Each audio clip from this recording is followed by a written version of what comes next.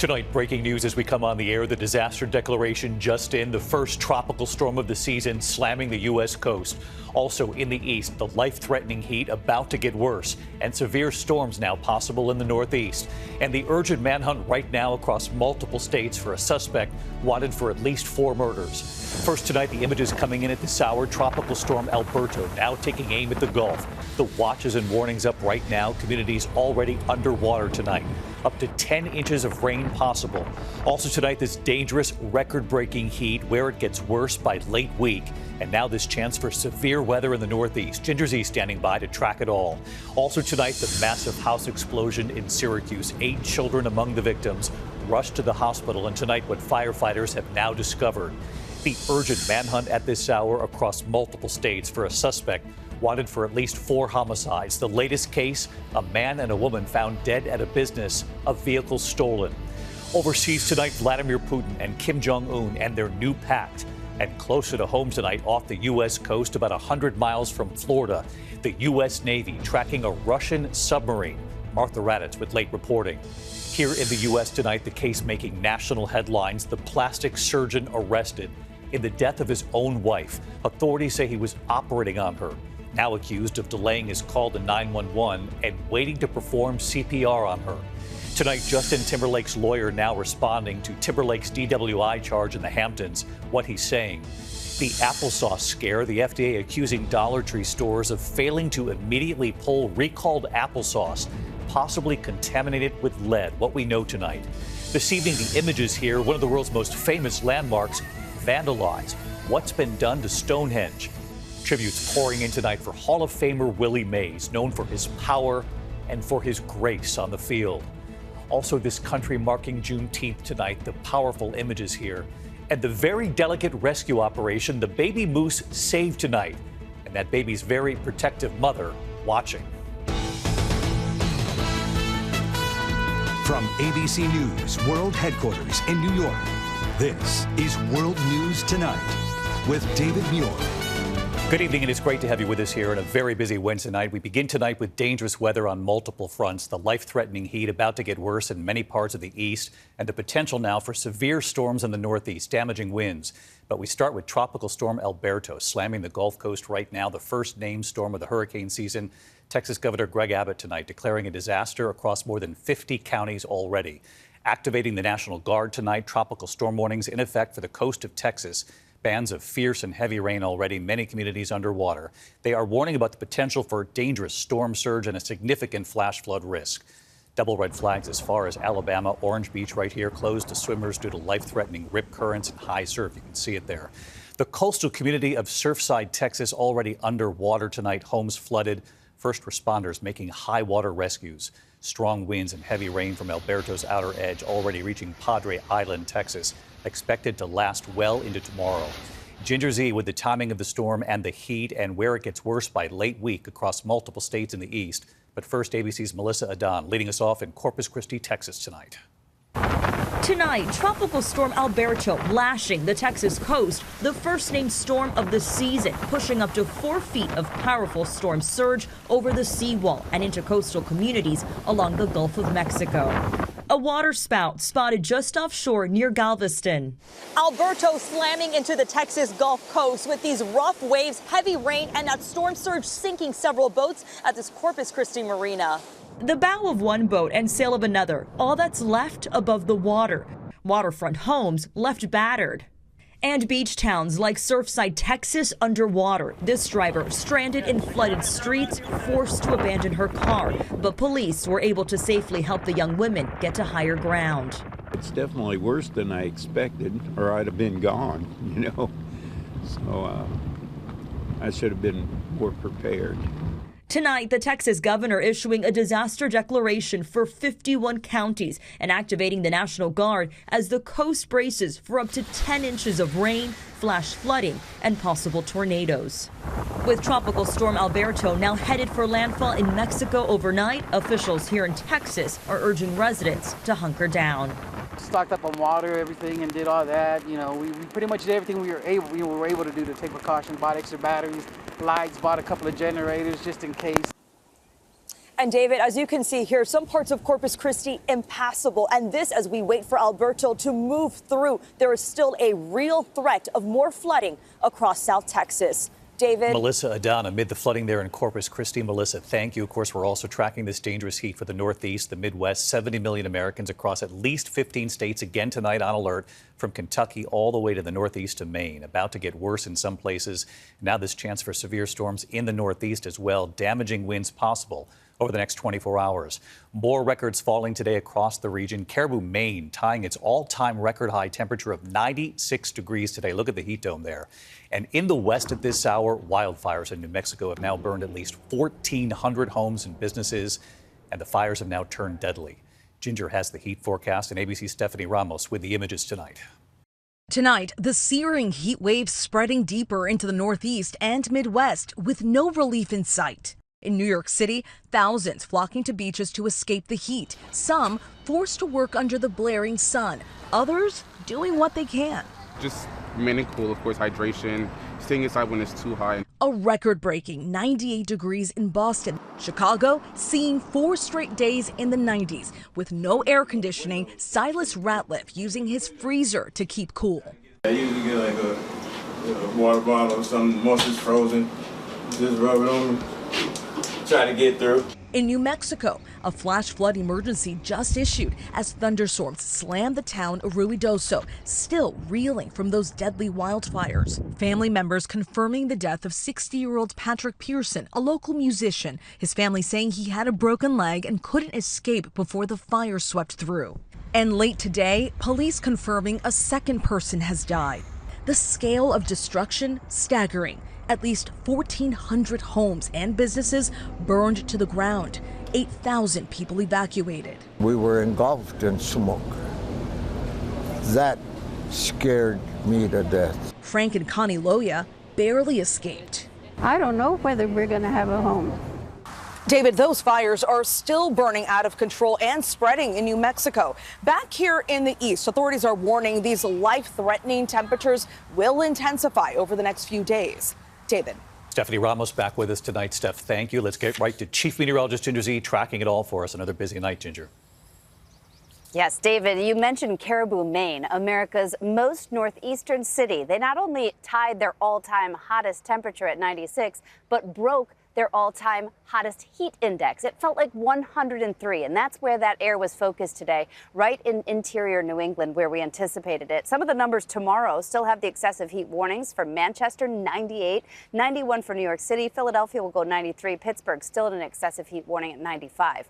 Now, parts of New England are going to break this with storms, but that comes with a hazard of damaging wind. We're talking in excess of 60 miles per hour. Much of it will be quite scattered in New Hampshire and Vermont. Worcester, Massachusetts, you're in the threat area, as is Syracuse. Then we have to talk about that dome of high pressure, because it's not that it goes away, but it actually backtracks and focuses, kind of laser focuses for the weekend on the mid-south and even back to the plains. You could see records fall from Oklahoma City at 102 to Washington, D.C. by the end of the weekend at 101. And that tropical storm warning is still up from the south side of Galveston Bay down to the Mexican border because of our first named storm, Alberto, which should make landfall by early tomorrow, and the rain should move out of most of South Texas by tomorrow as well, David. Thank you, Ginger. Again tonight, we'll see you in the morning. We're learning more tonight after that horrific home explosion in Syracuse, New York. 13 people rushed to the hospital, including 8 children, and what firefighters have now discovered tonight. Here's Aaron Katersky. Tonight, investigators in Syracuse are narrowing the cause of this house collapse that sent 12 people, including an 8-month-old, to the hospital to something inside the home that uses natural gas, maybe an appliance. Whatever occurred happened in the house. The collapse was likely caused by an explosion. Fire officials say when they arrived on scene there was a heavy odor of gas, but an inspection today found no problems with the equipment leading to the house. 12 people remain hospitalized, all of them stable, including young children who were critically hurt. Certainly feeling some level of relief right now at the condition of the victims. Obviously at that age, everything is heightened in terms of concern and risk. One large family of Burmese refugees was visiting another when the house collapsed. It was an explosion, kids screaming, getting multiple calls of fire from residents, and the building has collapsed. Neighbors quickly ushering the occupants to safer spots. It's a commendable effort, helped in ensuring some better outcomes for the people that were involved. Investigators are picking through the debris tonight, David, focused on that home as they work to pinpoint a cause. David? Aaron Katersky back with us tonight. Thanks, Aaron. There is an urgent manhunt underway tonight across multiple states for a suspect wanted in connection with at least 4 homicides. The latest case, authorities say a man and a woman targeted at a business, a vehicle then stolen. Here's Faith Abube. Tonight, law enforcement agents across multiple states urgently searching for an armed and dangerous murder suspect they believe may have killed 4 people. Police say the 50-year-old suspect, Stacey Lee Drake, captured here in surveillance images, was last seen outside this motel in Arkansas after he allegedly abandoned a stolen vehicle connected to 2 of the homicides. It's a small town. A lot of people leave like their doors unlocked and stuff, so it's a little scary. The intense manhunt beginning in Oklahoma last night, where deputies say they found the bodies of a man and a woman inside this business not far from the Arkansas state line. I'm sitting on scene to a very propane. At least 2 people have been shot. Investigators say the suspect stole the victim's car after killing them, identifying Drake as a person of interest, describing him as a white male with brown hair and brown eyes, who's 5'11" and weighs 185 pounds. Police stressing that Drake is extremely dangerous and that anyone who sees him should not approach him, but call 911 immediately. And David, outside of these alleged murders, court records show that Drake has an extensive criminal record spanning 30 years. He's currently wanted for robbery in Oklahoma, assault in Arizona, and murder in Alabama. And currently, authorities have no idea where he is. David. Faith Abube with us tonight. Faith, thank you. Overseas tonight, and this new pact between 2 of America's biggest adversaries, Vladimir Putin and Kim Jong-un, and what they've agreed to in front of the world tonight. And then closer to home at this hour, the U.S. Navy now tracking a Russian submarine about 100 miles off Florida. Martha Raddatz on it all tonight. Tonight, a dangerous new pact between 2 of America's staunchest adversaries, with promises to defend one another against aggression by the U.S. and its allies. The agreement comes after Kim Jong-un eagerly welcomed Vladimir Putin to Pyongyang. Huge crowds filling the capital's main square, while goose-stepping North Korean soldiers paraded before the 2 leaders.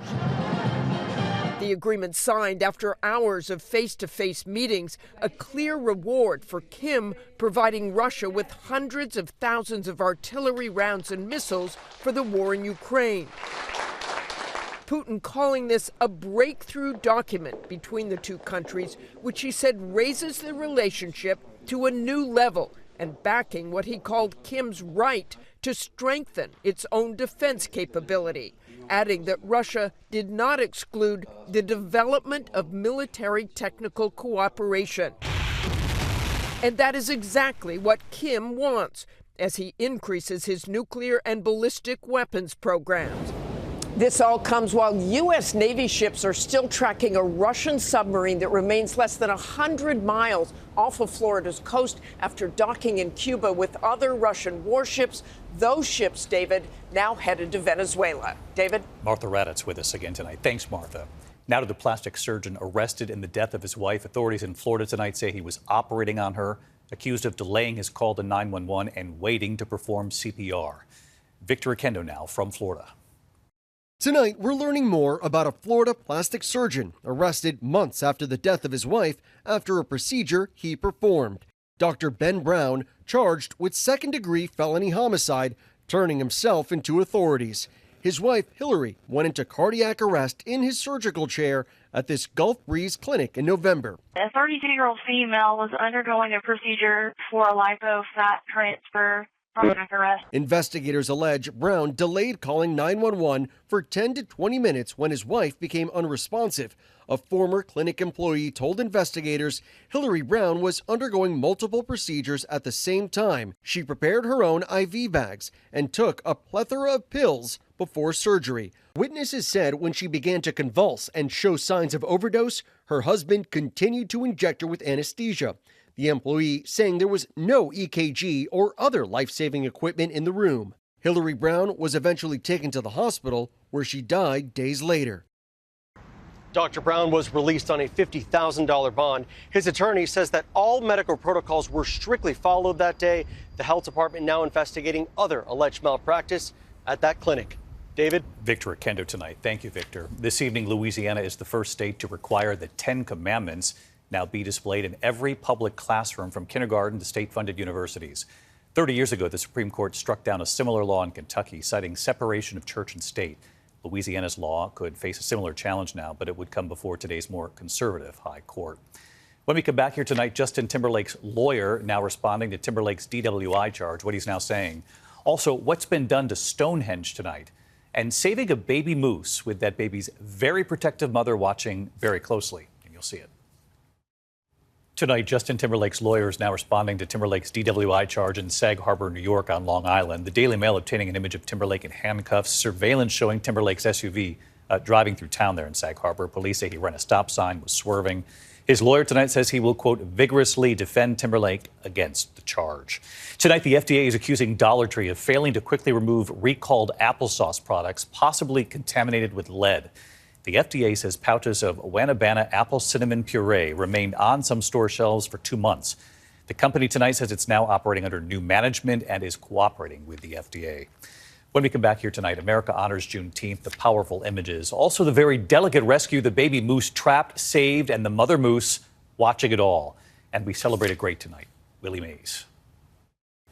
To the index tonight in this country celebrating Juneteenth today, which of course marked the end of slavery. 97-year-old Opal Lee, the grandmother of Juneteenth, leading a 2.5-mile walk to commemorate the 2.5 years it took enslaved people in Texas to actually learn that they've been freed.